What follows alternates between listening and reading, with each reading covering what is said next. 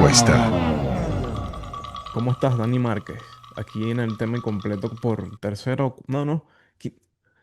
Este pana tiene un cuarto en esta casa. Cuando quiera, él va y se queda, y cuando quiera, él va y se muda para otro lado. Por lo menos aquí en Venezuela, Dani Márquez, profesor, digamos, investigador, dueño de un canal que deben seguir. Se los recomiendo. Se llama Soberbia Somos Todos. No podía ser un canal que se llame Soberbia si no lo llevaba, lo conducía un argentino.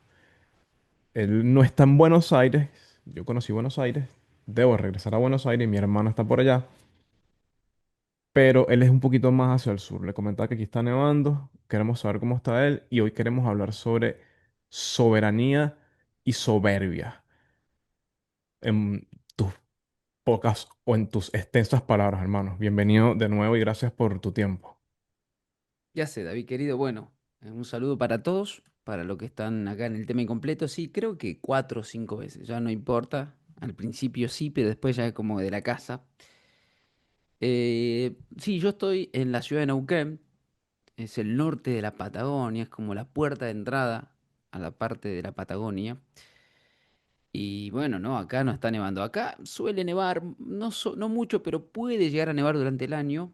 Pero también en el verano hay temperaturas extremas altas. De hecho, hoy hay 33, te decía, grados Celsius, 32, en este momento 32, 34, que serían unos 90 y monedas de Fahrenheit, para que se entienda de lo que están del otro lado.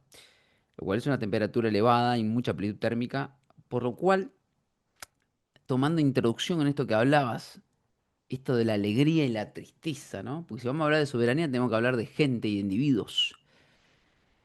Acá uno vive las 4 estaciones de forma marcada, pero de forma marcada. Es más, te podría decir que las peores estaciones que hay son, digo, peores en el sentido de, mira, en el sentido laboral lo estoy diciendo. Porque si uno está en otoño y en primavera, uno sale a la mañana y hacen 4 grados Celsius, ¿sí? Voy a poner la calculadora porque después capaz que la gente no me entiende cuán es 4 grados. La gente son todos latinos, acá igual te haces el norte. 40 grados Fahrenheit a la mañana. Y a la tarde hacen 20. O sea, si yo te llego al 20, te hago la última conversión que usa con esta calculadora porque yo hace mucho que no hago conversiones, 68. Entonces, fíjate vos, esa amplitud térmica hace que a la mañana uno sale todo encamperado, con campera, con ropa, y a la tarde se tiene que sacar la ropa y anda en remeras. Por lo cual, hay un tema muy interesante de quizás preguntarse por qué esto es una psicorregión muy deseada para vivir. Al menos esta parte. Bueno, porque uno vive, no está en el frío extremo y tampoco está en el calor extremo, y entonces vive todo eso. El tema es, por supuesto, que depende de qué hay alrededor, porque cuando tenés esos 4 climas, al final vence lo árido y lo semiárido. Y eso va condicionando, transformando, generando acciones en la manera de que cómo la gente se desenvuelve y se relaciona. Así que me parece un buen puntapié eso de mirar la temperatura, ver por qué las personas son como son en determinadas psicorregiones, que no es simplemente un concepto, el de este psicorregión que siempre decimos, que tiene que ver con el inconsciente colectivo, tomado ahí quizás de Jung, sino que tiene que ver con, mirá, diría Ricardo Iorio, yo no puedo cantar, dice, reggaetón, porque me doy vuelta y miro el vasto terreno patagónico con frío y no puedo menear, decía Ricardo Iorio, porque no puedo.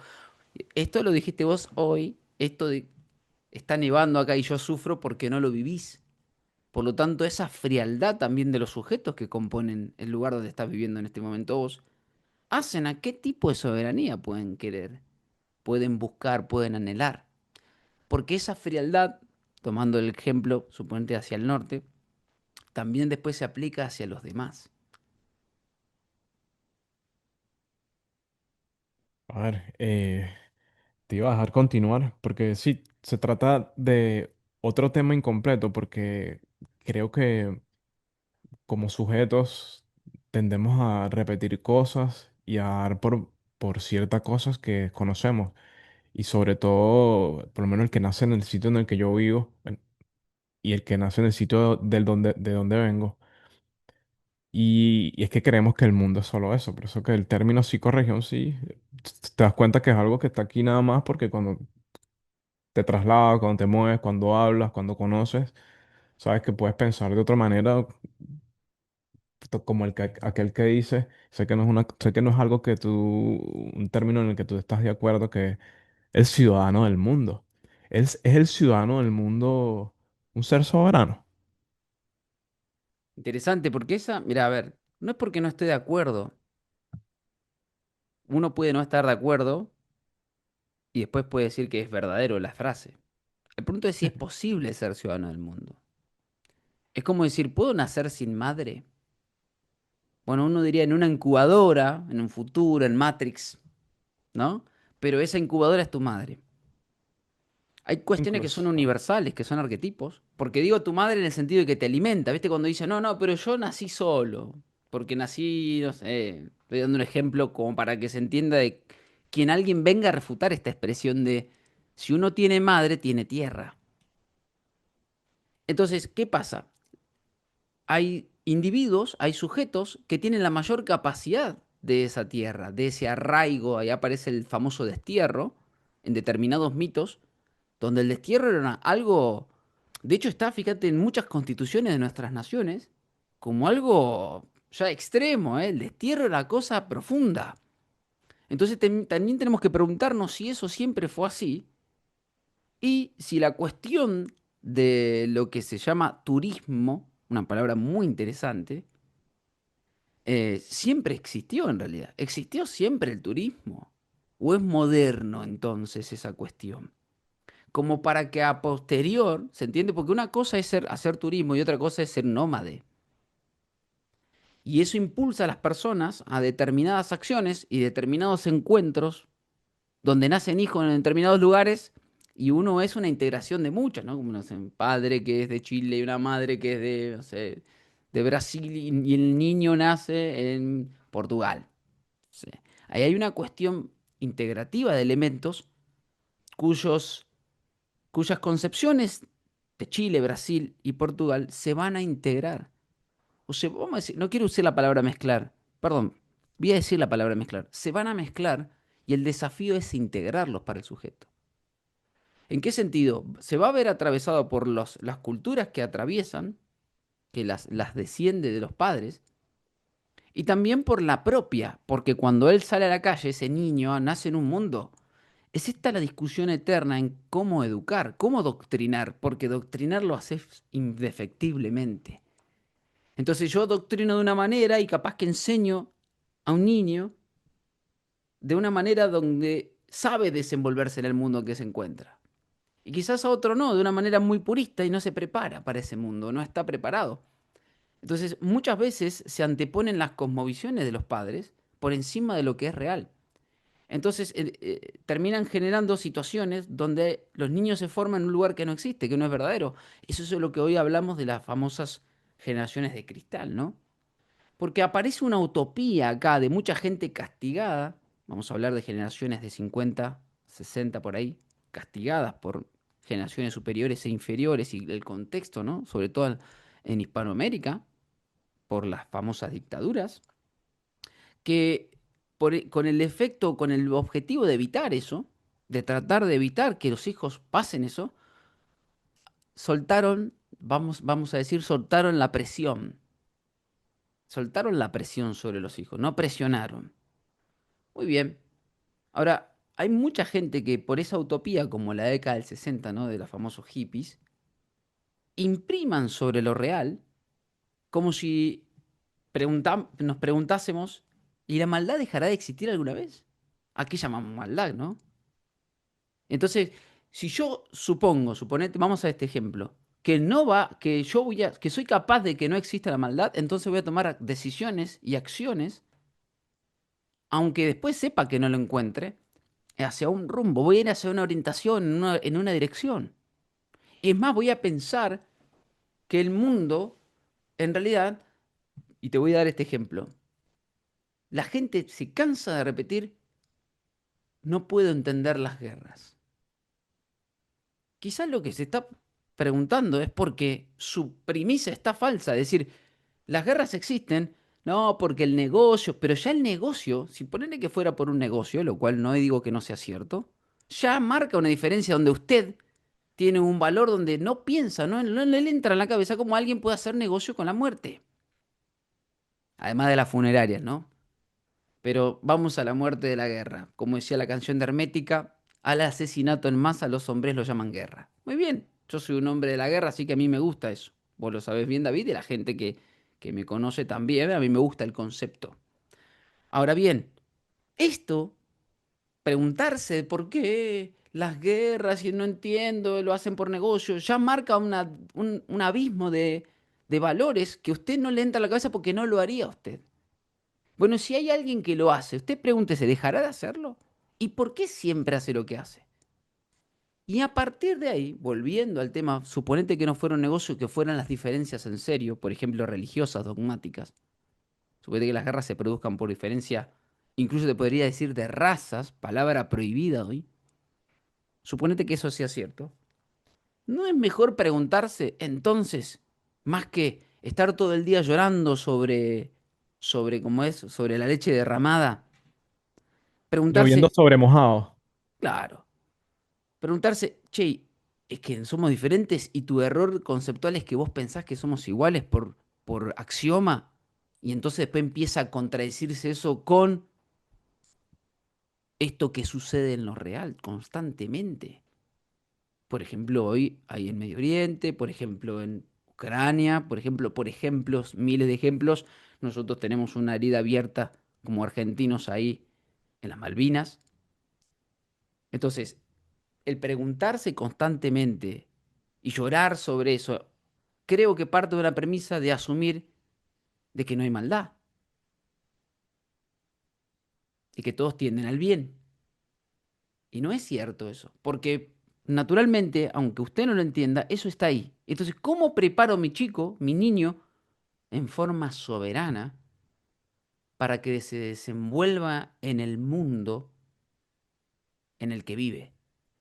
Teniendo como elementos estas dos cosas. Ver las cosas como son, creo que lo decía Lacan, y como quisiera que sean.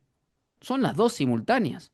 Como son, para poder dar respuesta al mundo que hay, que existe, es decir, tené cuidado, hijo, porque en el mundo existe esto.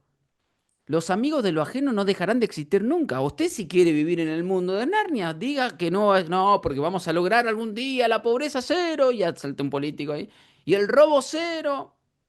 Bueno, alguien me puede citar el ejemplo que está pasando en El Salvador, ¿no? Vamos a ver si los datos son ciertos y a costa de qué se hace eso. Digo porque me lo pueden citar. Todo el tiempo uno está siempre, viste, queriendo contestar la refutación. Y después también ver las cosas como quisiera que sean. ¿Qué es lo que lo impulsa a usted a modificar ese mundo que usted ve no genuino? Entonces tenemos que hablar de individuo, David, primero, y ahí te doy paso, para hablar de soberanía. Nada que no se pueda aplicar en el microcosmos, a mi criterio, por supuesto, podrá aplicarse en el macrocosmos y no se va a entender. Va a ser simplemente un concepto ahí al aire. Sí, soberanía. Es como, es como pensar en el tema heliocentrista, ¿no? Es difícil replicar el modelo en pequeño. Entonces, cuando te toca o le toca a la gente explicar sobre eso, te tienes que creer el cuento y dejarlo ahí, porque si te pones a darle para repetirlo, no encaja por ningún lado. Bueno, si te hablaba del individuo soberano, vengo con una pregunta picante que tengo rato por quererte la pregunta a ti o a uno de los muchachos. ¿Quién es, quién es más soberano y quién es más humilde? ¿Quién es más soberbio y quién es más humilde? ¿Messi o Cristiano Ronaldo? Buenísima pregunta. Em, Claramente Cristiano Ronaldo es más soberano que Messi. Pues son características arquetípicas. Por eso nosotros nos representa el Diego y hoy Lionel, por no hablar, está comiéndose la vuelta de lo que le está pasando al fútbol argentino con esto que, bueno, la gente, vos lo ves. Porque el tema es el siguiente. Ahí donde nosotros hicimos un análisis en cuadrante donde llamamos líder carismático versus es una manera de expresarlo, versus Mesías. Y Messi carga el nombre del Mesías, del Cordero Pascual, el que tiene que ser humillado, porque así fue. Y hay un poema que le dedican a Messi que le dice, Messi es un perro, ¿no? Hay un poema viejísimo del 2014, creo que es, después del Mundial, después de perder en la final del Mundial. Y claro, ¿sabe cuál es el problema de todo eso? El problema de Lionel es que después pidió disculpas cuando se comportó así con el partido con Holanda, cuando hizo así el topollillo. Y lo hizo, pidió disculpas. ¿Y por qué? Porque, ¿sabes qué pasa? El argentino no es ese, es irreverente.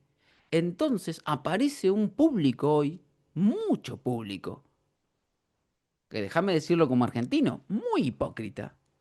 Argentinos hipócritas. Te podría decir que hoy es casi que diría el 80%, que lo pone ahí porque es una entelequia, porque es como la expresión de la perfección, porque no tiene maldad, porque es bueno, porque nunca se mete con nadie, porque no dice malas palabras, porque tiene familia,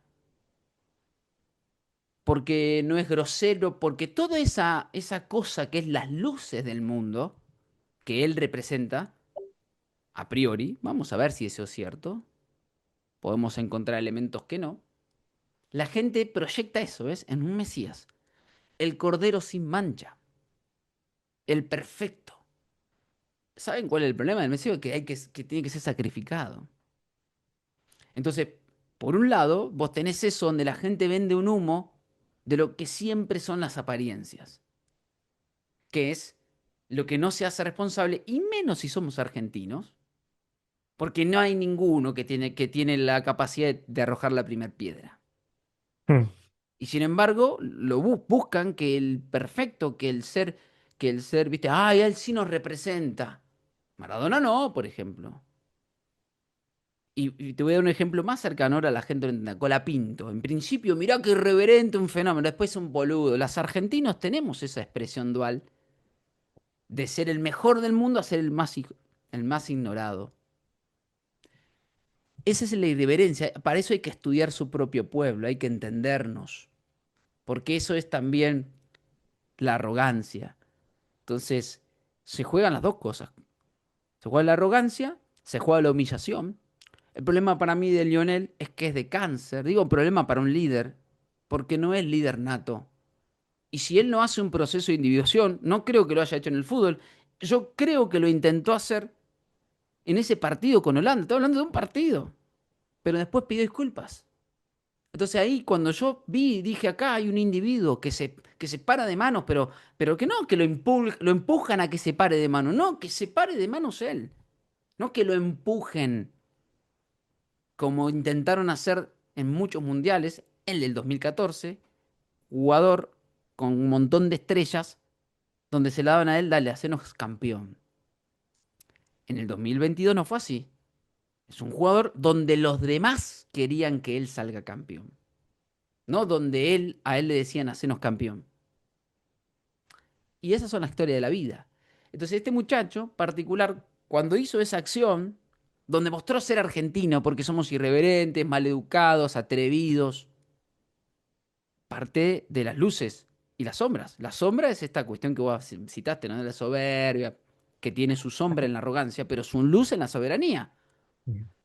Porque el único que pudo tocar a Putin sin que venga el seguridad y le saque el brazo fue el Diego, en el 2018. Hay un video así. Entonces, pero a su vez, ese es el peor de todos los seres humanos. Mirá lo que hizo este, y me cita este, y citalo todo lo que vos quieras. Yo estoy hablando del arquetipo, maestro. Que el Diego se defienda solo porque es un individuo. Ahora a Messi no, fíjate. No, Igual que a Cristiano. agradezco allí la honestidad. Además, quería decirte al principio que también agradecía mucho tu pronta respuesta, Dani, desde que tengo contacto con él, cada vez que lo invito, siempre para adelante. Incluso hemos chateado y hemos debatido sobre política.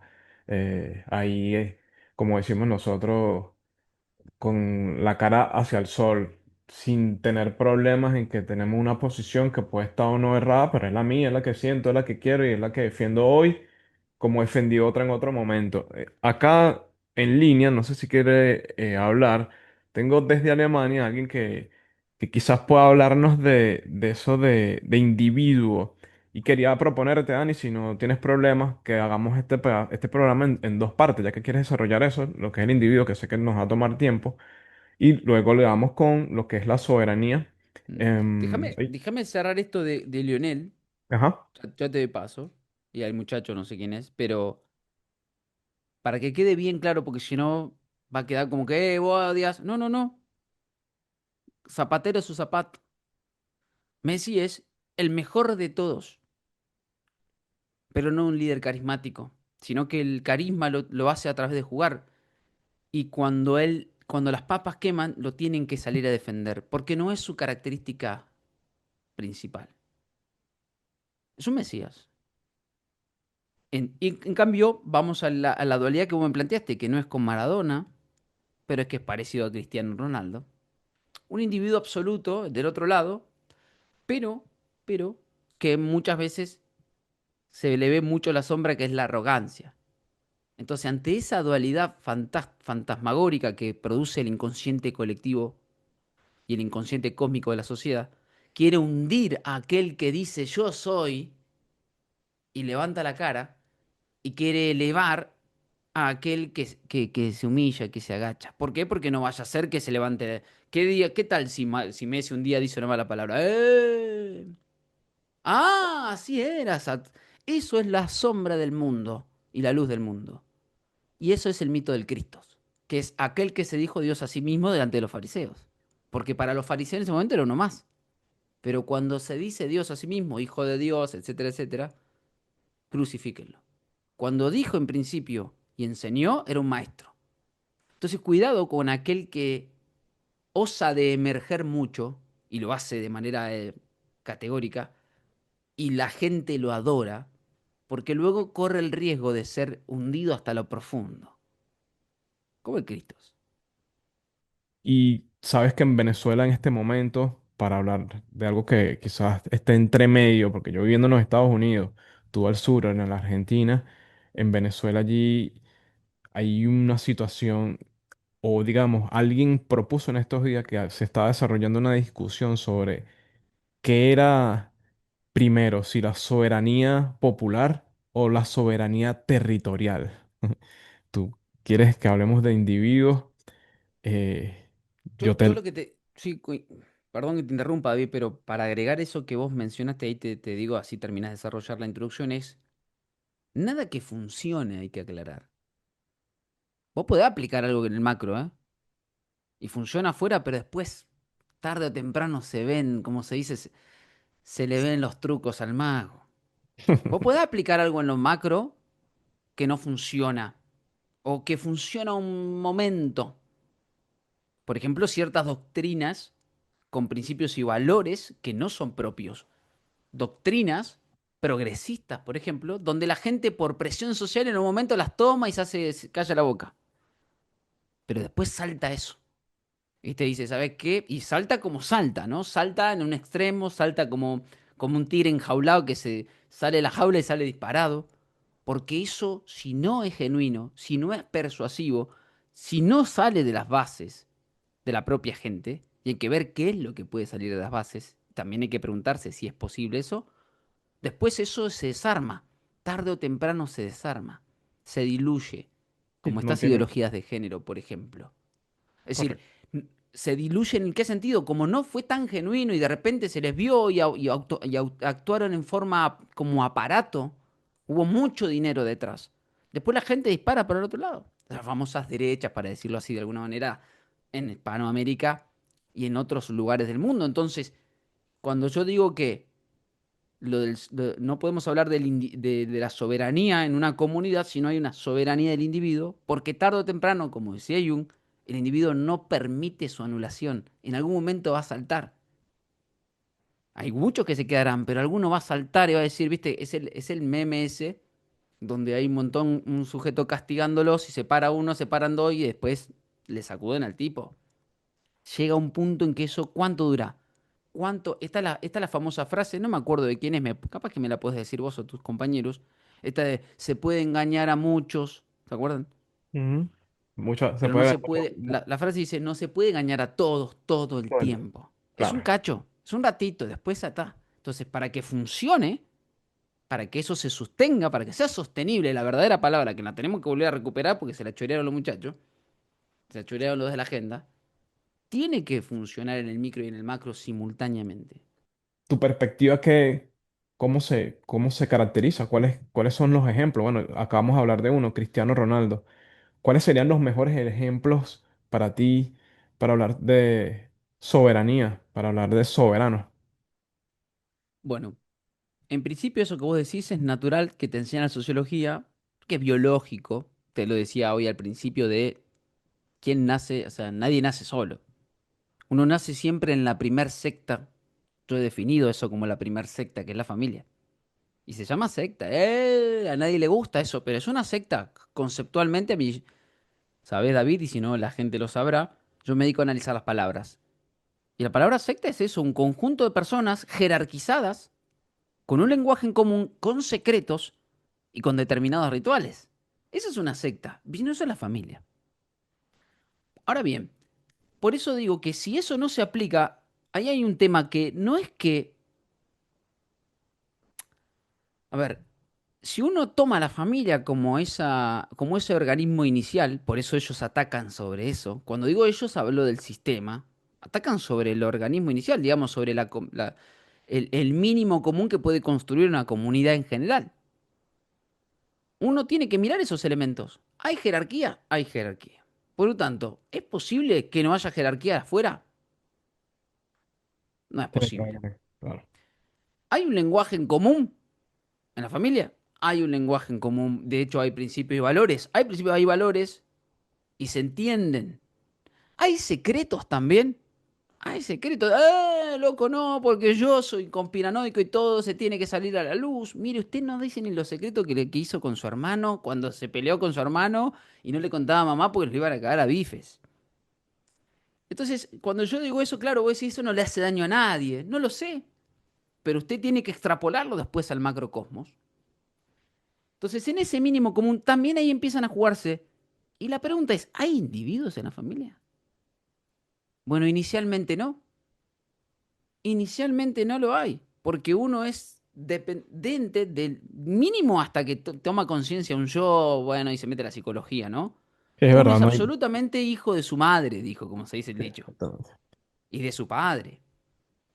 Y cada uno toma un rol, y los hermanos, ¿y qué pasa cuando es hijo único? Fíjate vos, ¿qué pasa cuando hay un varón y una nena? O sea, un nene y una nena. ¿Qué pasa cuando son todos varones o son todas nenas? Fíjense en esas diferencias de familias, que hoy obviamente se ven qué pasa cuando hay dos madres, dos padres. Eso es lo que sucede hoy. Yo no digo, no voy a hacer juicio de valor, digo, ¿qué pasa? Hay que analizar. Vamos a analizar, a ver, ¿cómo se comporta? ¿Cómo será esa familia que luego después será una comunidad donde hay dos padres o donde hay dos madres? Muy bien, todo eso hay que analizarlo. Y después, ¿qué pasa? Inicialmente, uno no es un individuo. Porque no lo es. Lo que va haciendo es logrando su lugar, adquiriendo su lugar, pero uno nunca deja de ser de la familia. Entonces ahí empieza esta discusión en el macro, porque después uno se vuelve adulto y eso se empieza a relacionar con otras familias que a su vez están bajo un contexto de otra escala, que es, por ejemplo, una ciudad, y después a otra escala, que podría ser en Argentina una provincia, y después una nación, ¿no? Con límites legales y todo eso. Entonces, esto que pasa que muchas veces nos dicen, para hablar de soberanía, porque estoy hablando del individuo, ¿no? ¿Cuál es el límite en el cual usted va a comportarse en comunidad? Porque, ¿qué pasaría si mañana las barreras no existen? ¿Usted qué hará? ¿Sabe qué va a hacer? Va a hacer otras comunidades, otras células. O sea, va a formar otras Argentinas y Venezuelas. Más chicas, posiblemente, pero van a ser así igual. Porque eso es lo que usted observa en las famosas manadas. Entonces, me parece a mí que para entender los conceptos de soberanía hay que ir por las bases, porque después se quieren aplicar cuestiones en la comunidad o colectivamente que no aplican, que no forman y las personas reaccionan luego. Pero también hay que tener cuidado ahí, porque yo hablé del individuo. ¿Y qué pasa? En la familia no hay individuos. Hay hijo, hija, hermano, madre, padre. Esos son roles fijos. No hay rostros todavía. Porque lo que siempre se habla es que ese rol fijo en la familia, que eso es lo que va a hacer en las naciones, es que usted logre su propio rostro. Por eso las naciones tienen un fortalecimiento o se sostuvieron hasta ahora, porque tienen un mismo rostro. Y ahí es donde empieza a aparecerse esta cuestión que nosotros hemos hablado, ¿no? De los Estados Unidos de América del Sur. ¿Cuál es el rostro en común que tenemos nosotros? Porque lo tenemos. Nos dijeron que éramos distintos. Sí, obvio, en algunos aspectos. ¿Podemos lograr eso en lo mínimo común? Te voy a dar el ejemplo más fácil, Uruguay y Argentina. No, eso no puede ser distinto. No pueden. Te mirás. Pero sin embargo hoy está separado legalmente, entonces producen las diferencias. Pero creo que eso es como un principio ordenador para dejarnos claro cómo hacer para hablar de soberanía después en lo macro, que es el debate o la charla, porque eso lo dicen los presidentes, sin tener en cuenta el ordenador, el mínimo común ordenador. Sí, quería era para terminar y preguntando, ya que respondiste y hablaste de todo un proceso, ¿qué autor considerarías tú o consideras tú que mejor explica lo que tú has esbozado? Es decir, en términos históricos, en términos espirituales, etcétera. Por ejemplo, se podría decir que el que mejor lo explica es el señor Felipe Moyano o hay otro a la par en Argentina que pueda, que sería como un autor de alguna manera de cabecera para tomar en cuenta. Claro, Luis Felipe Moyano es un autor de la metafísica, si se quiere, o de más profundo, por supuesto que hace hechos históricos. Pero eso, mira, yo una vez presenté, alguien me hizo una entrevista una vez y yo dije que yo necesité 2 libros para entender al menos los contrapuestos del mundo. Y por un lado agarré la Biblia y por otro lado agarré los fundamentos, porque son dos polos opuestos. Es el universo A extremo, la Biblia, el universo B extremo, los fundamentos. Por supuesto que cada uno de esos libros tiene su carga política, porque los hechos históricos que están ahí.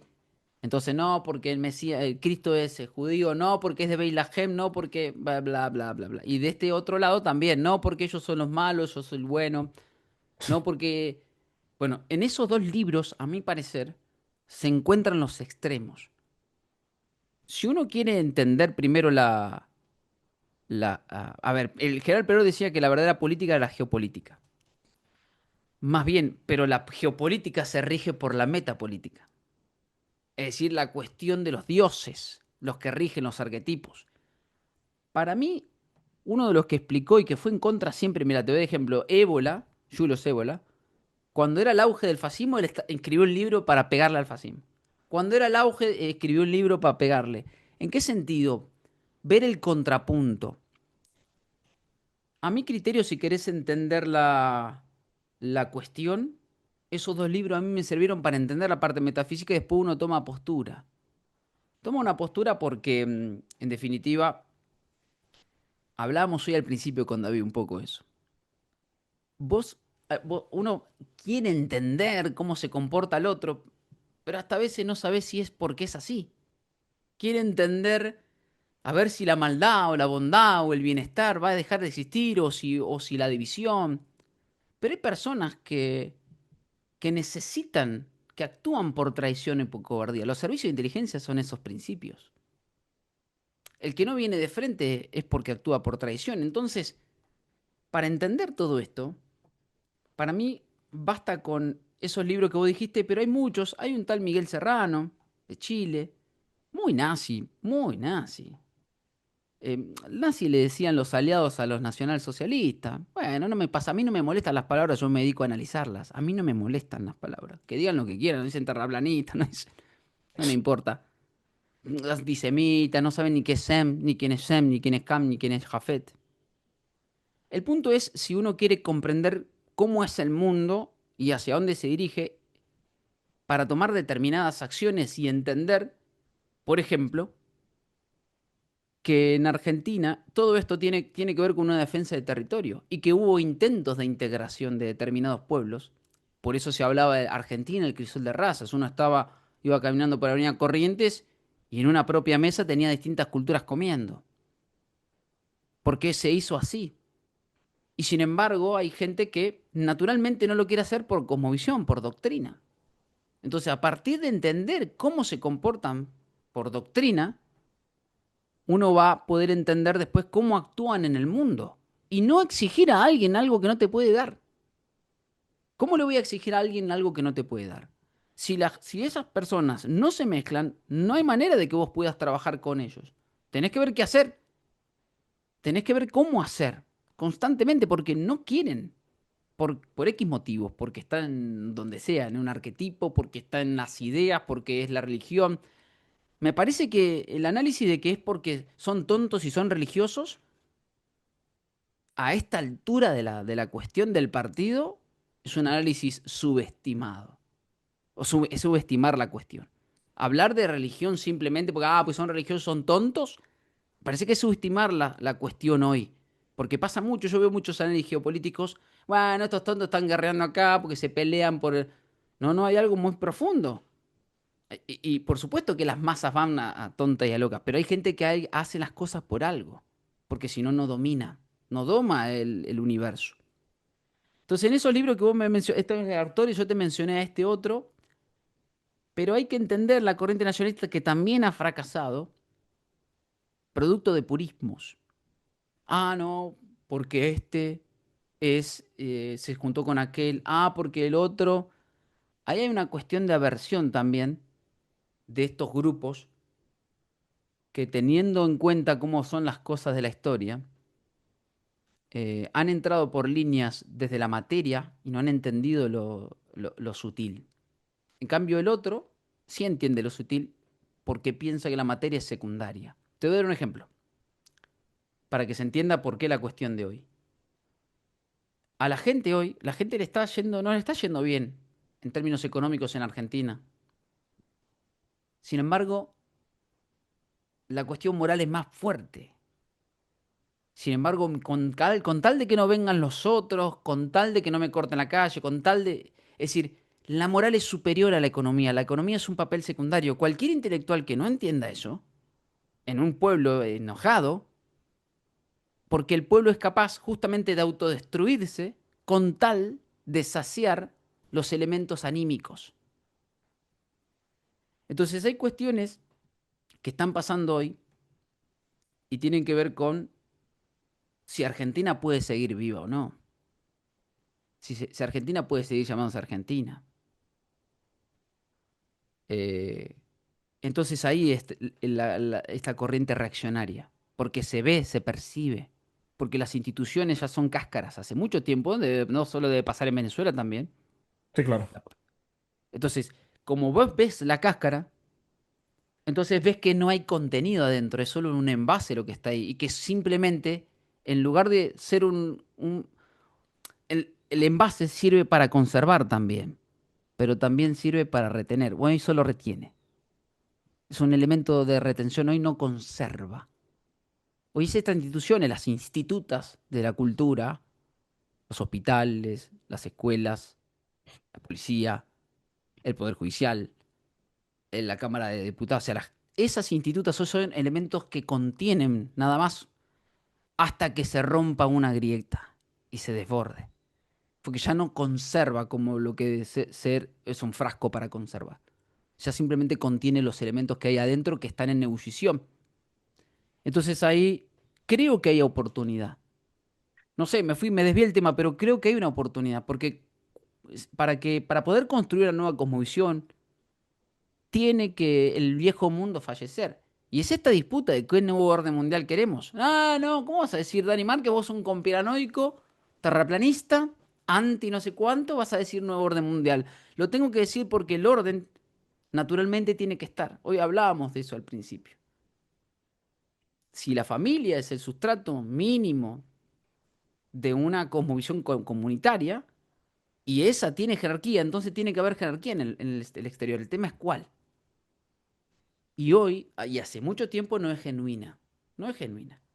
Y eso es lo que está pasando. La gente hoy ya se cansó porque resulta que los medios de comunicación, todos son de un grupo de personas, tienen un cierto apellido, como se dice así, asá, nunca aquel, nunca el otro. De repente el Poder Judicial, que es el que mantiene el status quo, no es justo. De repente salen los masones a decir, sí, este presidente era nuestro, aquel también, y se lo quieren apropiar todos. Y resulta que eso les es contraproducente, muchachos, porque si los presidentes son todos chorros, por eso votaron a Javier Milei, entonces no sigan diciendo que son tuyos porque no les va a servir. Los van a ir a buscar. Bueno, ¿y después de eso qué? Me fui, maestro, disculpame que me fui, pero me activaste unos elementos que son de debates internos en esta época, porque también hay que saber reconstruir, hay que saber ser Shiva. Hay veces que hay que reconocer, sí, ¿sabes qué? Si es necesario que esto acontezca, que haya una reestructuración, habrá que hacer. Y solo los individuos, los que estén a la altura, quedarán de pie. Y bueno, es complicado el tema. Bueno, no escuché tu primera exposición acerca del individuo, pero es complicado en esta dialéctica de imperios que se está viviendo, se está manejando ahora, que algunos individuos queden en pie, ¿no? Porque eh, si vemos, por ejemplo, el, por decirlo de alguna manera, el imperio asiático chino, o el imperio ruso, o el imperio norteamericano, para que queden de pie estos individuos tienen que ser unos individuos bien organizados, ¿no? Yo lo veo de esa manera.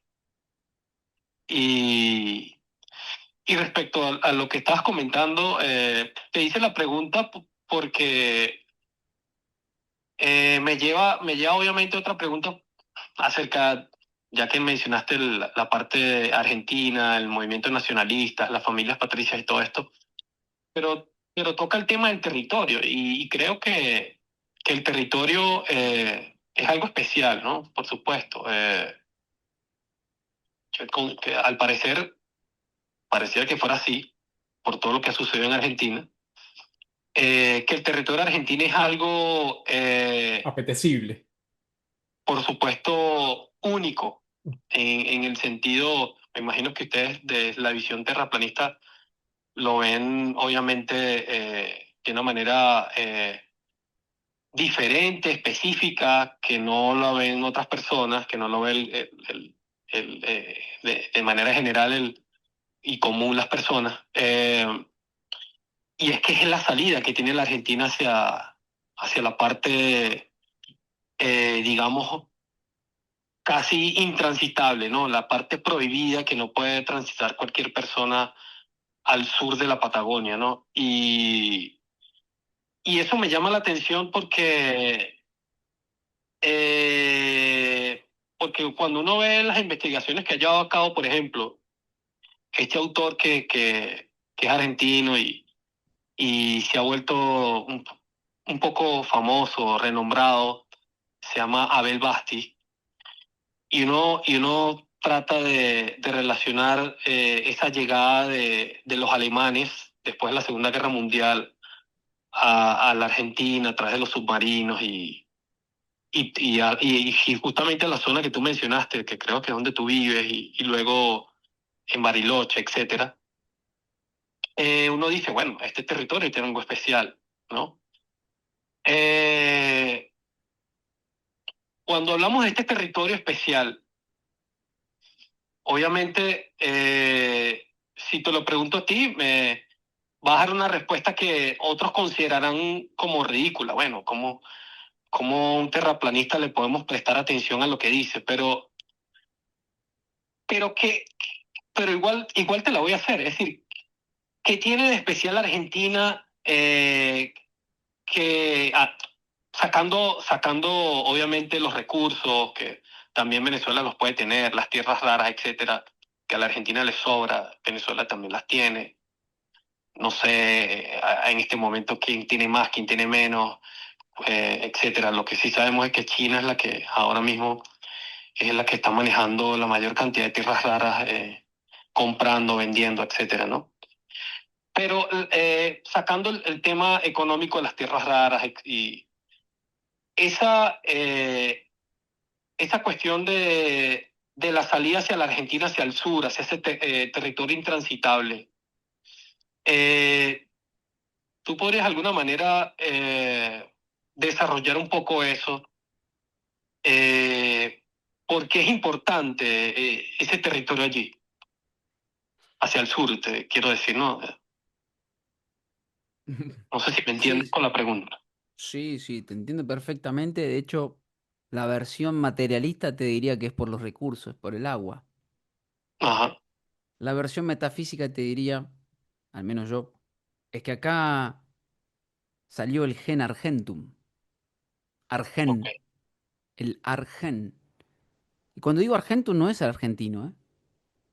Argentum es esa característica irreverente, ese ser sujeto irreverente que desafía el poder, ese sujeto que se equivoca, que mete los pies en la arena, ese sujeto que es como los hermanos. ¿Qué quiere decir con los hermanos? Entre los hermanos nos cagamos a bifes, como se dice. Pero guay que alguno de afuera nos venga a tocar. Ahí saltamos todos. Es también aquel que lo ata con alambres. ¿En qué sentido el argento? Y que ante las adversidades se para, puede sobrevivir. Es uno de los lugares donde para mí se ha expresado el mito del héroe. Por eso digo, es el mito del héroe. O en uno de los últimos lugares que representa ese mito de, mirá, fíjate vos que David arranca diciendo, y si se llama soberbia, entonces tenía que ser un argentino. ¿Por qué? Porque eso es tanto arrogante como también ese vestigio de, ay, este se la cree tanto, que se la cree tanto, y tanto que se necesita creérsela a veces para poder seguir. Se la cree A tanto veces que se la crea. caen, ¿eh? Que se la cree tanto que se la crea. Claro, exactamente. Entonces, acá se percibe ese sujeto, ese individuo argentum, que es más que Argentina, ¿eh? Hay argentums venezolanos, hay argentums españoles. Te puedo citar a los Barea, que parecen más argentinos que españoles a veces. Hay argentums eh, Brasileño. norteamericanos, brasileños. No, por eso, porque es ese ser irreverente, porque Pelé no era así. Por eso la figura, digo, de Maradona, como lo, no, como lo que no hay que hacer, pero lo que hay que hacer simultáneamente. Emerge de este lugar como un tipo pobre, ¿ves? Que ese es el mito siempre de lo que somos poco, lo menos, y se mete en las cuestiones de valores cristianas, que llega hacia lo más alto, pero que se da los lujos del mundo, porque eso es lo que todos parece ser humanos, como viste que aspira, pero no se olvida, y cuando atacan a los que menos tienen, enseguida sale en la defensa, esa, viste, el que va y ese mito es el que sale de este gen, del AR. Ese gen que está ahí, ¿sí? Que más que Argentina, que incluye otras cosas. Algunos decían que era la Roma del Sur en su momento. Metafísicamente han dicho eso. Por eso siempre es el Imperium Argentum, el que nunca fue, pero siempre es. Por eso la nostalgia, el tango. Entonces ahí se crea una cuestión también de mezcla. De acá vinieron todos. Acá no tenemos problema, loco, ¿eh? ¿Algún problema con otro? Es la gauchada. El otro día debatíamos. ¿Qué es hacer la gauchada? Es no pensar en si el otro me va a pagar o no, yo lo hago. Pero después, si vos, yo te veo haciendo eso y después no hiciste con otro la gauchada, te liquidamos, loco. Vos lo viviste, David, vos viste acá. ¿Cuál es la importancia desde el punto de vista de un geocentrista? No me gusta llamarlo un terraplanista. De un geocentrista, eh, ¿qué importancia estratégica, espiritual, material tiene la Antártida desde el punto de vista de Dani? De Soberbia Somos Todos, a quien de nuevo invito a que sigan su canal. También está por allí en Cuadrantes. Hace sus encuentros con Iru. Creo que se pasea por el canal también de los hermanos Barea. Así que Dani ahorita, bueno, yo creo que si hay alguien que puede encargarse de la reconstrucción de la nación hispanoparlante, este caballero que tenemos aquí al frente. Por cierto, Leo es un hispanista también, ¿oíste? Al igual que Perón y mi persona. Eh, Adelante, Dani, creo que sabes qué. Hoy nos tenemos a nosotros. Cuando uno dice Perón, automáticamente piensa que uno es peronista. Y no, yo soy nacional justicialista en todo caso, cuyo nombre hoy está bastardeado, por lo cual si quieren pongámosle otro nombre, pero son los valores de la soberanía, básicamente, en síntesis, que es lo que estamos charlando hoy.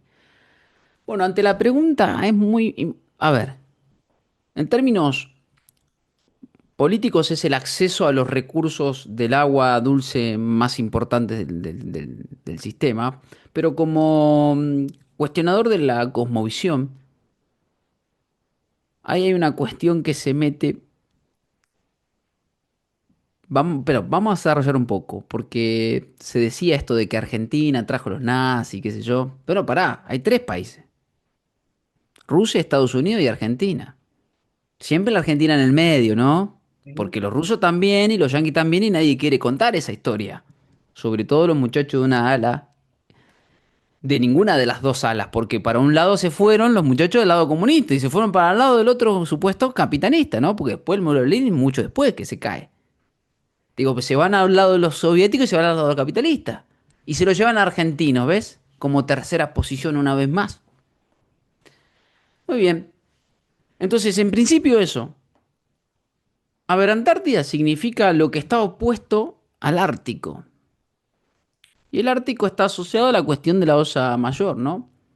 Si uno mira desde un punto de vista norcentrista, como se dice, desde el norte, la Antártida representa los límites del mundo, pero también la posibilidad de ir más allá.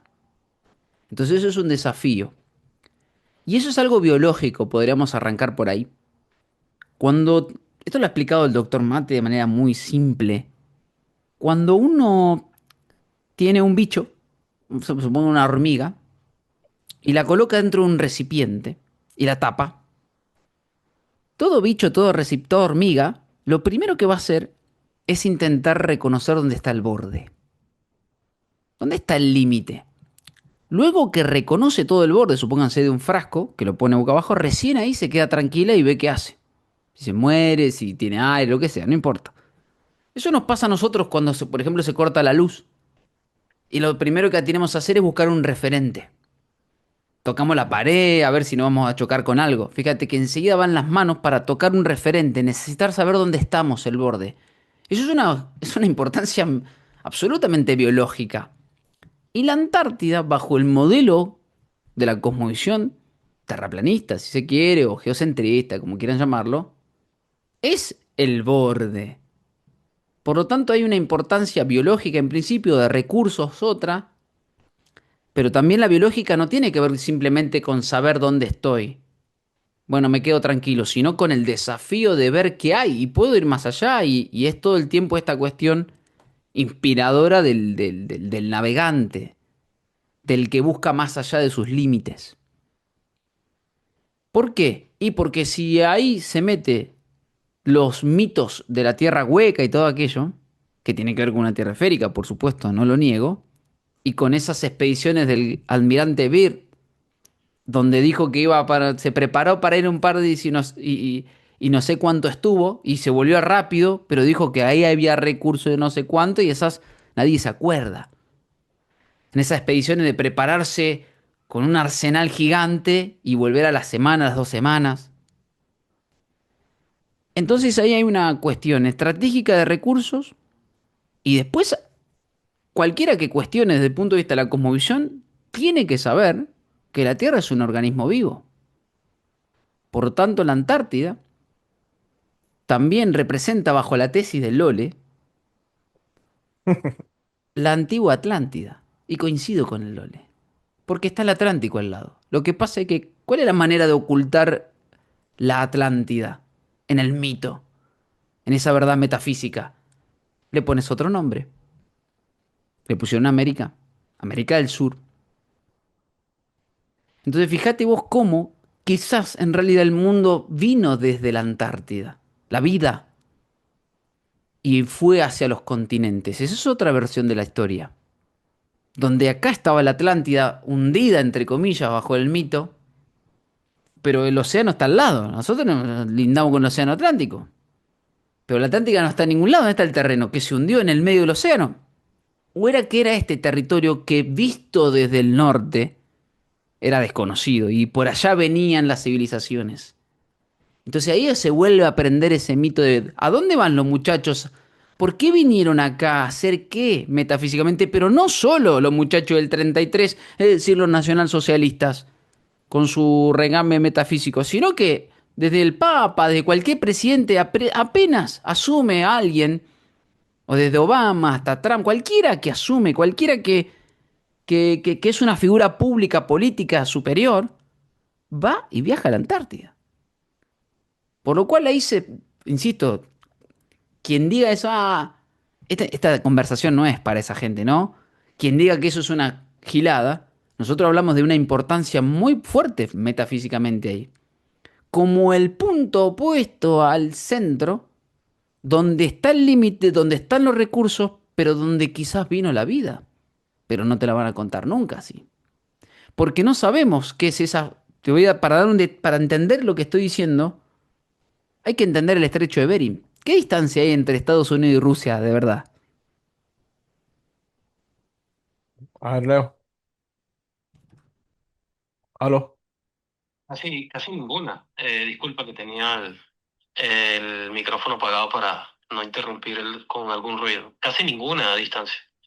Sí. Prácticamente no hay. De Hay, hecho, cuando hay, hay och- una hay, temporada ochen- donde se pega, porque creo que el mar se congela. hay 82 kilómetros, muchachos. Son lo mismo. Que nos hicieron creer que son dos. Y esta es la misma historia entre dos hermanos que se pelean.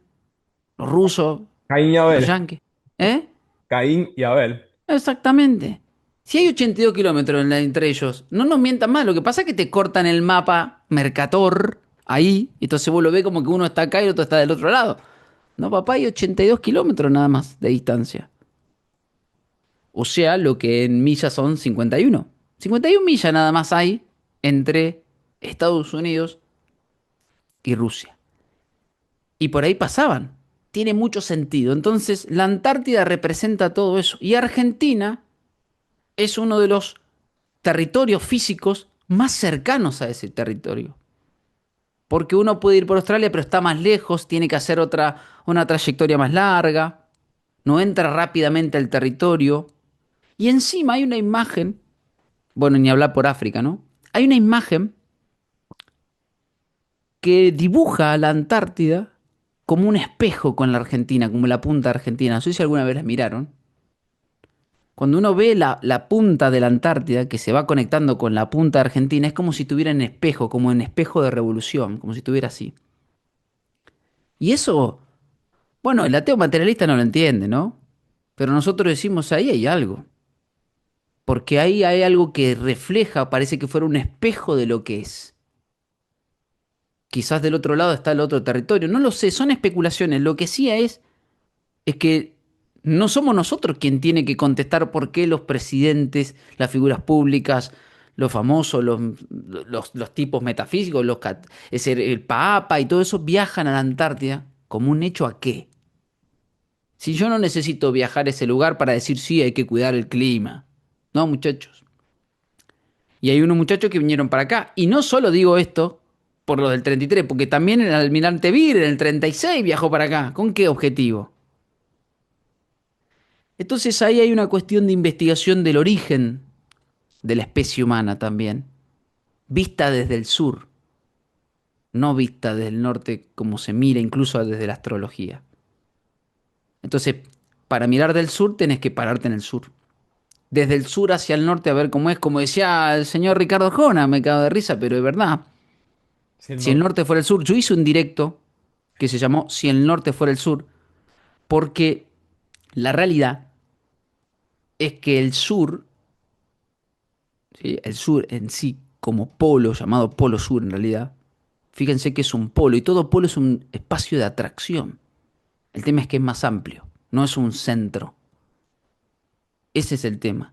Y otra cosa, el sur y el norte El norte en realidad significa lo que está a la derecha, ¿sí? Perdón, lo que está a la izquierda. El sur era lo que estaba a la derecha del este. Si vos mirabas hacia el este, hacia donde sale el sur, si vos miras hacia el sur, hacia el este, porque así se miraba el sol, ¿dónde está el sur si vos miras hacia el sol? ¿A la derecha o a la izquierda? A la derecha. Fíjate vos que el sur viene de la palabra zurdo encima. Y sin embargo está a la derecha. Quizás la vida venía por ahí y te invirtieron, porque el norte era lo que está a la izquierda, fíjate vos. Pero ahí hay una mezcla, porque ¿cómo a la izquierda? Si el sur también viene, zurdo viene de sur también, porque era lo que está opuesto. Y no por casualidad, históricamente nos adiestraron. Entonces, yo creo que tiene que ver con esa importancia de ver el mundo desde el otro lado, ya desde el sur hacia el norte, y mirar que esta psicorregión histórica, profunda, con esa cadena montañosa mencionada como metafísica de dioses dormidos, tiene mucho que decir. Sobre todo esta psicorregión que mencionaste ahí, de los siete lagos, donde justo vienen los magnates y millonarios y se quieren comprar, o donde viene Obama un día, o donde viene Madonna un día a Villa Langostura, y viaja, los tipos viajan a Estados Unidos, me acuerdo cuando vino Obama, y viaja a Buenos Aires, y vos decís, bueno, claro, porque es un presidente de la nación, entonces, y automáticamente un vuelo en silencio a Bariloche. Pero no en silencio, se sabía que estaba. ¿Qué hace? ¿Qué hace el rey Guillermo en la zona? Que justo en la misma zona donde vinieron los muchachos del 33. Bueno, ahí aparecen los elementos de portales. Porque, insisto, puede ser que es desde aquí donde estaba la Atlántida, donde estaban los dioses anteriores. Entonces, esa es otra versión de las cosas. La versión materialista para el vulgo, para la gente, que yo también la tomo, están los recursos, está claro, está clarísimo sobre todo el agua dulce y el vasto territorio. Yo para ir a Bariloche, para que lo sepan, tengo que hacer 400 kilómetros. No estoy cerca, cerca. Claro, las distancias también, de cierto modo, hacen, desde tu perspectiva, hacen a los pueblos allá extremadamente distintos. O se puede decir que igual que en cualquier país, como lo mismo, pues.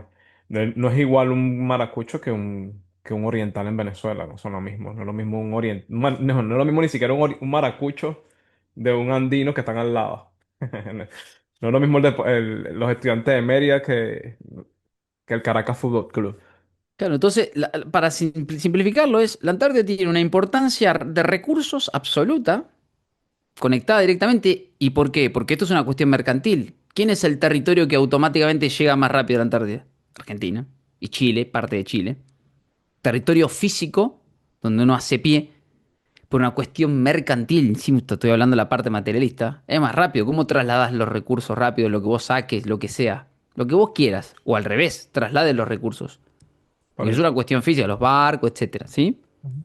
Porque es el día de hoy que aunque hagan una mega aeronave, no es rentable para llevar mercadería. Lo siento, no es así. Por eso lo que hace Shane y todas estas empresas es una estafa. Lo que pasa es que después se da cuenta la gente, ¿no? Primero, como dice el dicho argentino, que la gente no lo ve. Si la limosna es grande, hasta el santo desconfía. Y acá te venden limosnas enormes, como el de la del 2020, ¿no? Pinchazo. A ver, ujú, sí, continúa. Yo abarqué casi todas las preguntas que le tenían y al final eh, creo que el tema que estamos tocando pasa incluso el tema, digamos, puntual nuestro y argentino, sino una visión ya de lo que está pasando en realidad dentro de la mente o cómo operan las acciones que son más allá de de las noticias que tenemos nosotros ahí, que se podría decir no es que no son importantes, sino que quizás sean minúsculas delante de los grandes planes. Cuando estaba chamo, yo sí, escuchaba que había un momento en el que la esfera iba a dar la vuelta. Yo no sé si tú llegaste a escuchar eso, que iba a un momento en el mundo Esa era como la visión profética positiva, optimista, que la esfera se iba a dar vuelta y que bueno, que ahora iban a gobernar los que estaban abajo. Y antes del Mundial yo me acuerdo que decía, para Argentina se dirigen los tiros. Dije, es para allá donde se va a crear la nueva ONU, es desde allá. Y viví allá, como dice Dani, en el momento que hubo que estuvo el Foro Mundial de Economía. Y bueno, no sé qué tanto otros actores estén operando como para que eso suceda, pero de que puede suceder delante de lo que está ocurriendo ahorita, que es como el deterioro del gobierno del país en el que estoy viviendo en este momento, como el malandreo que se le intentó hacer al gobierno de este país, hablo desde el punto de vista caraqueño. eh, Quizá en este momento se esté poniendo a prueba y si hace falta como flexibilizar la cosa, como que hacer que nos veamos ya cara a cara, pero sin la pistola en la mano. O sabiendo que hay unos que tienen más pistolas que otros y que quieren imponer o que se han decidido imponer a veces la justicia o la forma del mundo por las armas. En algún momento tiene que imperar la política y ponernos de acuerdo en algunas cosas, ¿no? Y siento que en este momento, así como tú dices, hay como un caldo de cultivo para ellos. Se están abriendo grandes discusiones con respecto a si la democracia todavía tiene vigencia. eh, y si los institutos, si los modelos de Estado que tenemos son realmente, si cumplen realmente con las cosas que prometen. Claro que la discusión geopolítica, porque hablar de la Antártida, hablar de las Malvinas, hablar de Argentina y Chile, eh, son cosas que nos competen a todos. Seguramente si empezamos a ver para allá sin la imposición de la mano dura, digo yo, sino ya como una cuestión necesaria, como mira, esto es lo que naturalmente debemos hacer. Por ejemplo, yo me pregunto, ¿por qué no hay unos autobuses que vayan desde Caracas hasta Buenos Aires? No hay un autobús, tienes que agarrar, escalar en Colombia, tienes que escalar en Ecuador, tienes que bajarte, porque ni siquiera te estoy diciendo que hagamos un tren. No vamos a hacer un tren. Hagamos una ruta de buses así de lujo que desde Caracas te llega hasta Buenos Aires. Y no podemos por ahora. Pero bueno, yo creo que hacia allá apunta. A ver, Leo, te iba a decir alguna cosa ahí con lo que respondió Dani. Sí, bueno, quería seguir profundizando en lo que él comentó acerca de la especulación en Antártida, ¿no? Lo que significa el espacio La importancia. psicofísico, ¿no? Me parece curioso y bueno, me quería atrever a preguntarle y decirle si considera que de alguna manera ingresar a la Antártida significa eh, salir de este plano terrenal o es solamente un invento fantasioso, exagerado. No sé qué piensa al respecto. Buena pregunta. Quizás se sale metafísicamente. No necesariamente. Salir se puede salir, quizás, pero metafísicamente. ¿Por qué digo esto? Porque se piensa en físico, ¿no? Y yo lo entiendo porque es esta era. Y cuando uno dice salir, hay líneas gnósticas que hablan de la liberación digamos, en ese concepto o en esa línea. Pero no lo sé. Yo lo que podría decir es quizás es posible que cuando uno toca esa psicorregión y hace lo que tiene que hacer, quizás por eso van estos muchachos, ¿no? A ver si se pueden liberar de todas las presiones que tienen. Producto de haberse metido ellos, es un tema de ellos. No me interesa a mí eso. Simplemente estoy analizando. Quizás se sale metafísicamente, uno se apropia del suelo en que toca y logra la salida hacia adentro, como se dice, hacia el origen, como dice en algunos libros. Y fíjate vos que, teniendo en cuenta que mencionaste a Moyano, vuela. Alberto Huela, un gran metapolítico argentino, un filósofo nacionalista argentino, decía, ¿por qué hablan de Hiperbórea ustedes? No a mí, ¿eh? Hablaba así, yo escuchaba que le decía, porque yo no he tenido la suerte de conocerlo, digamos, más físicamente, sí he visto sus conferencias. Y decía, ustedes tienen que llamarse hiperaustros. Dice, porque ustedes están de este lado. Hiperantárticos, dice, más allá de la Antártida. Todo lo que representa, incluido como es el territorio argentino y ese mapa bicontinental, que incluye todo ese territorio de mar, la Antártida, las Islas Sandwich, etcétera, etcétera. ¿No? Es un territorio enorme si uno toma de verdadera dimensión de lo que es la ocupación del territorio argentino. Entonces él decía eso porque, claro, él dice que que la manera de entender la política es la metapolítica. Es un sabio Alberto Huela. Véanlo, es el que hace la expresión siempre que hacen los memes, no nunca un González en una entrevista en TLV1. Que más allá de eso es un chiste, por supuesto, que no viene al caso, pero es ese hombre. Y dice eso porque, en definitiva, No te metas con los González, ¿viste? Porque por aquí tenemos a Abby cerca y ella es Abigail González. no, pero porque él dice eso, porque siempre los mismos tipos dicen en la televisión, nunca un González, dicen. Ah, ok. Ya, ya, ya, ya. Ese es el chiste, lo hacen en una entrevista. Nunca ponen a uno del pueblo, pues. Sí, por eso.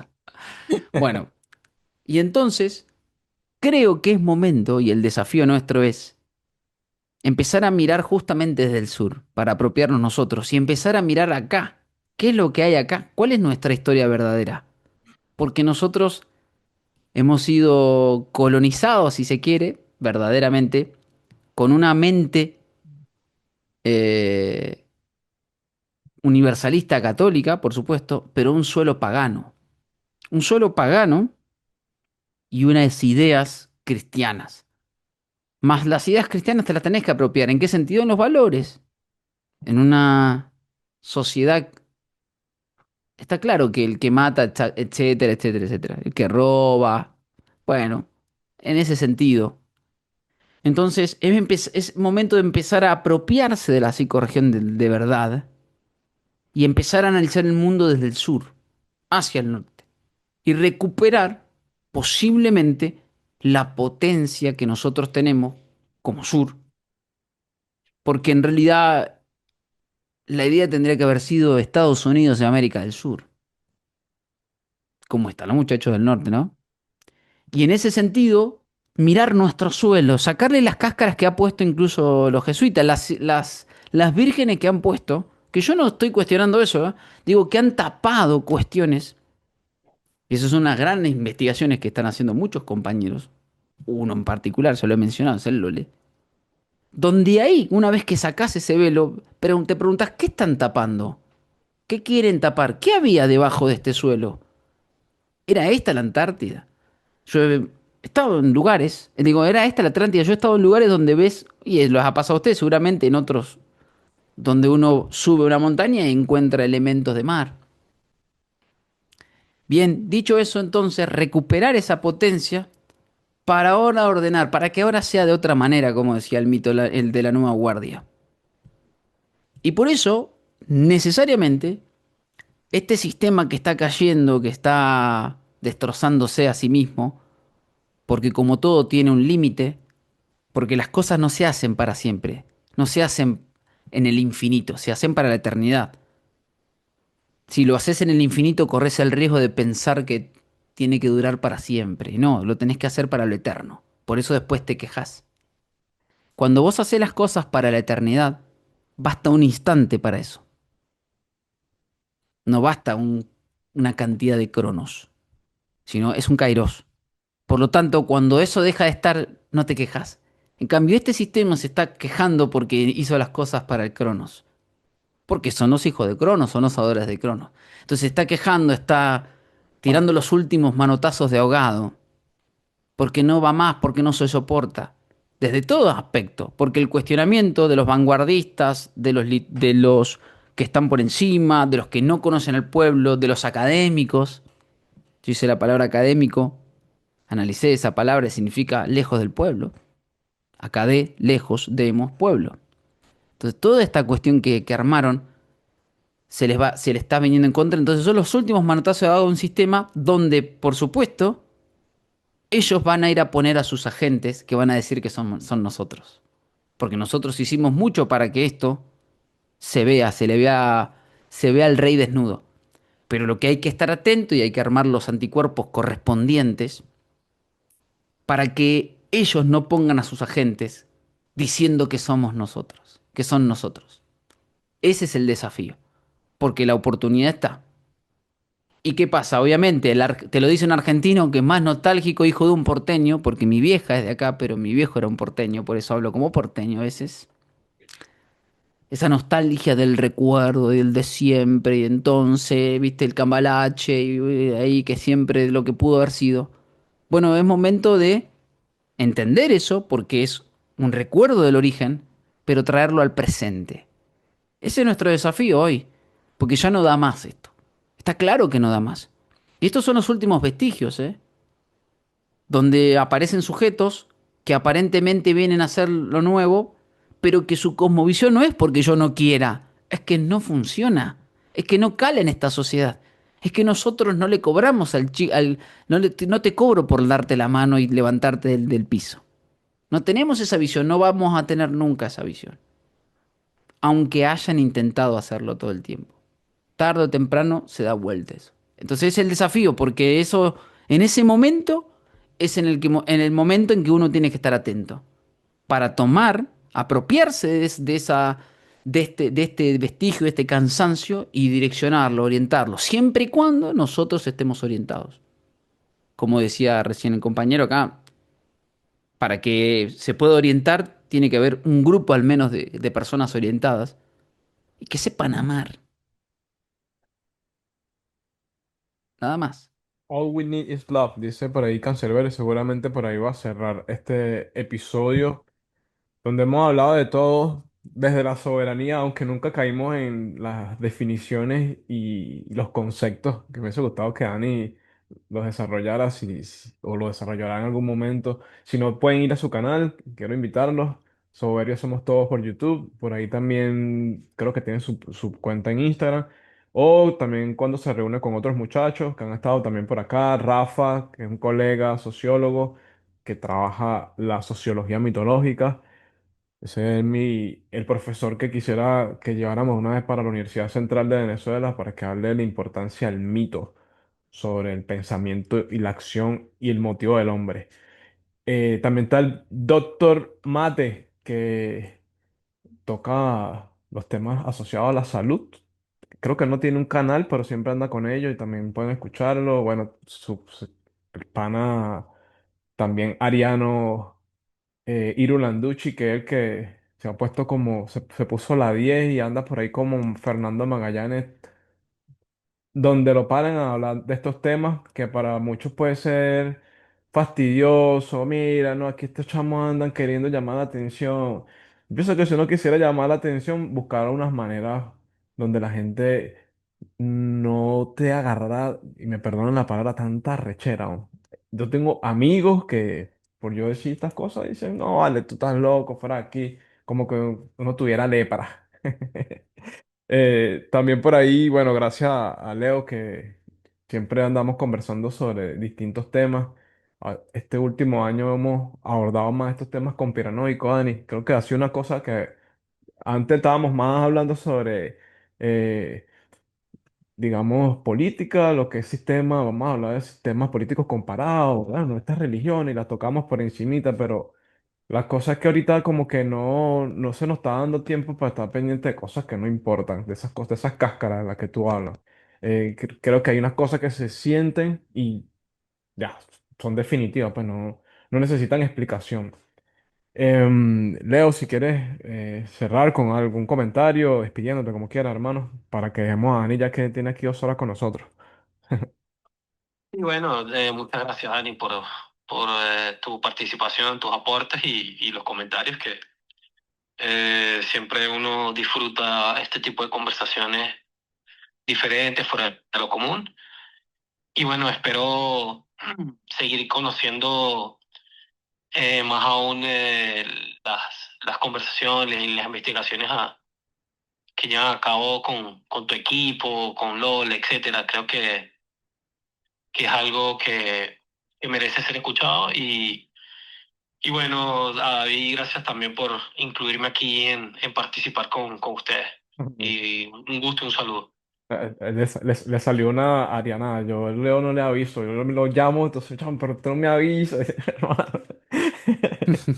No puedo estar planificando mucho. Y Dani, bueno, en ese sentido también es otro Ariano, porque yo le dije ayer a Dani, Dani, vamos a un vivo, vamos mañana. ¿A qué hora? A las 5. Dale, ya aquí estamos hoy. En cambio con Rafa nos hemos puesto, sí, dale, mañana, ahora aquí, no, este miércoles, y siempre se nos cae. Incluso hasta quiero pedirle aquí disculpas públicas porque me puso como uno de los invitados para un aniversario de su canal y nada, puede llegar ahí al final corriendo. Mi culpa totalmente. Bueno, Dani, te dejo para que saludes, te despidas bueno, concluyamos el día por ahora, hermano. Bueno, Para sí, siempre. podemos hacer una segunda parte, David, ya que mencionaste de las ¿Vale? palabras, lo Vale, podemos hacer, vale. lo ordenamos, yo entendía esto como una conversación Ujú. y que a mí me gustan, por supuesto que son excusas para reflexionar, para pensar de distintos temas. Así es, hermano. Y a los que nos gusta esto mejor, pero me quedo con lo siguiente, me quedo con esta charla de dos hispanos, de dos venezolanos, con un argentino y con una conexión y con un punto donde estamos tratando de dar vuelta a la torta para encontrar los mínimos comunes Ujú. que nos puedan llevar hacia esa cosmovisión. Cuando uno debate una cosmovisión tiene que darle respuesta a la mayor cantidad de preguntas que el mundo te va a hacer. Por supuesto que no tenés la respuesta para todos. Para algunas les va a gustar, para otras no tanto. Lo importante es que las tengas para tener claro hacia dónde te dirigís. Entonces, a mí, en particular, estas conversaciones lo que me interesan es que se dan con orientación. A mí no me interesa si usted vota o no vota, si usted va o no al McDonald's. Lo que importa es que usted sabe lo que está haciendo. ¿Sabe? Sí, listo, hágalo. Hágalo, continúe. El problema es cuando usted no sabe lo que está haciendo y actúa como un autómata. Ahí está la discusión, porque ahí no hay... Un autómata es un NPC de esta época, que ya ni siquiera es humano. Y ante eso contra eso estamos luchando en esta época. Gente que se frena un rato, 2 horas a conversar y a pensar el pensamiento y a pensar cómo podría ser, ya marca un no soy robot. Como te pregunta a veces ¿viste? Las aplicaciones. Eso para mí es muy rescatable. Pero no para hacer, para simular, para hablar genuinamente, para reconocer la derrota y para encontrar la victoria. Para reconocer la derrota, porque reconocer que hay un mundo como hay es un reconocer la derrota, ¿eh? Nadie puede decir que si se está destruyendo instituciones, que si está pasando esto, de que si no hay individuo, de que si la IA va a dejar gente sin trabajo. Nadie puede decir que eso es una victoria. ¿Quién puede decir? Solo los que se benefician. Bien, hay enemigos. Si usted piensa que no los hay, bueno, lo siento, está en otra línea. Ahora vaya a otra línea y vaya a esas líneas New Age. El enemigo se declara constantemente que puede ser en algún momento un aliado de determinado acto, pero el problema es que uno no ha declarado a los enemigos. Como dice Quique Romero, a veces me acordé de él, no es que nosotros somos antisistema, dice, es que el sistema es anti nosotros, por lo tanto no tenemos que defender. Entonces, a eso llamamos enemigo, a aquellos que buscan la anulación de nosotros. Y nosotros nos vamos a ordenar, nos estamos ordenando, nos vamos orientando y vamos encontrando. Por eso nos tienen miedo. Formamos parte, al menos nosotros, de un movimiento que es tan heterogéneo que no es posible controlar en algunos casos. Pero a su vez está de su sombra eso, que es y que no va hacia un lugar. A veces uno dispara para un lado, otro dispara para el otro. Bueno, es que no importa eso. Por ahora no es necesario. Y si usted quiere seguir una línea específica porque entiende el principio ordenador, bueno, acá tiene una o unas, donde usted encuentre los mínimos comunes que lo hacen a usted comprender la importancia de esta conversación, de la psicorregión y del debate en sí, pero para aprender.